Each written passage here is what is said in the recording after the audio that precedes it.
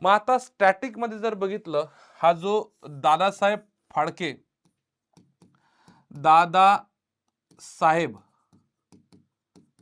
फाळके पुरस्कार आहे, फाळके.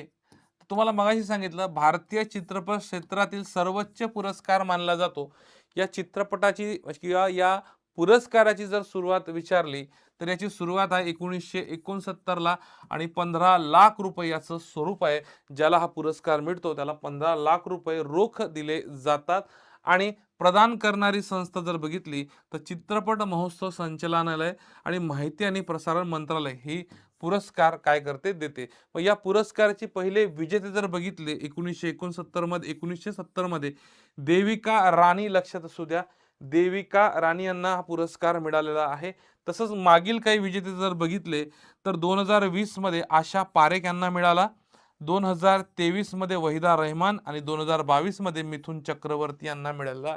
आता 2023 चा विचार करता, 23 चा आता हा क्रमांक कितवा आहे, 55वा क्रमांक आहे. हा भेटला मोहनलालला, ठीक आहे, मोहनलाल.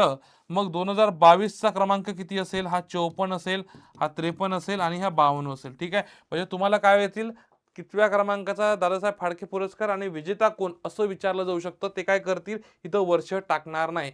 म्हणून शेवटचे 3 व्यक्तींचे किमान नावं तुम्हाला लक्षात असणं गरजेचं